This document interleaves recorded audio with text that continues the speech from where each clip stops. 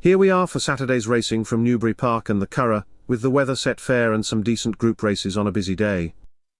Marie-Francoise has her nap for you over at the Festival de Barrière Deauville, but more of that later. To get things underway at Newbury, I'm going for Epic Poet, in the Geoffrey Freer Stakes. I'll take the chance that the racing experience of Epic Poet will pay off over this trip for David O'Meara. With plenty of money down for Rafe Beckett's pinhole this week, to a point justified after a decent enough win in a good handicap at Ascot last month, though how much that was down to first-time cheek pieces will be in evidence here. Candleford has scored 3 times at listed level, so must be knocking on the door for a first group win, and this completes the shortlist.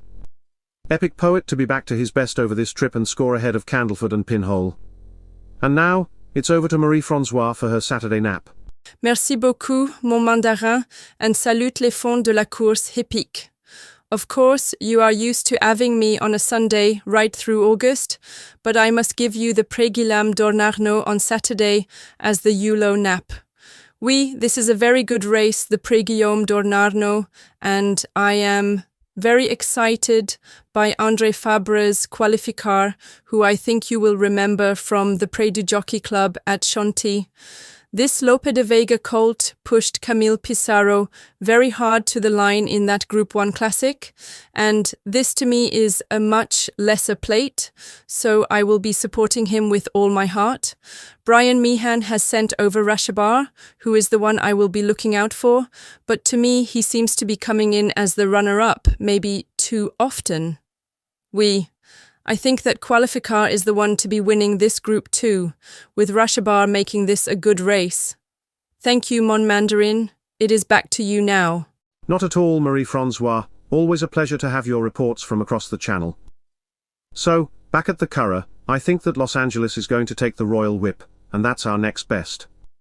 The Irish Derby winner of last year, Los Angeles, obviously gives plenty of weight all round for that Group 1 win, but should still be winning this. Of course, the improving Zaran is the big danger. Johnny Murtaugh's Knight of Thunder colt went close enough when runner-up to Amelot in the King Edward, the 7th Stakes at Royal Ascot, and runs from the same mark here eased to a Group 3. However, Los Angeles is a 3-time Group 1 winner, so his class should prevail despite giving nearly a stone away to Zaran. In the listed Curragh Stakes, this is going to be a close call between Aidan O'Brien's Kansas, Stephen Thorne's Jack the Bachelor and Adrian Murray's Ipanema Queen. There's going to be plenty of pace over this 5-furlong trip, with the 3 of them coming out of stalls 3, 5 and 6. And looking at past races, I'll be expecting Jack the Bachelor to make a bid for the front. That tactic worked for Stephen Thorne's Maymas colt when he got away from Kansas at Cork, who was much too far back, but I think Ryan Moore won't be giving him too much rope this time around. Kansas to reverse the Cork placings, with Ipanema Queen keeping them honest. Back at Newbury Park, I'll be hot on More Thunder for the Hungerford. Definitely one on the up is William Haggas's More Thunder, and he's just vastly improved this term for the in-form Somerville Lodge handler. When he won the Bunbury Cup at Newmarket last month, from a far side draw that wasn't where the pace was, he left it late to get upsides of final furlong leader, Alto, though you could argue it was a superbly timed ride from Tom Marquand. Either way, they are at Newbury Park now, where there's less emphasis on draw bias over this trip, and with frontrunners not having a great record here, More Thunder can be dropped in and make his usual late charge. Rafe Beckett's King's Gamble rates the big threat, along with Dr. Richard Newland's Witness Stand, who has the brilliant Billy Loughnane aboard, but More Thunder is the one I'm on. In the St. Leger trial back at the Curragh, Willie Mullins' Absurd looks the one to follow for this. He rarely puts in a poor run and has been behind Al Kareem, twice, and Illinois this season. So there's been plenty of depth in the races he's contested.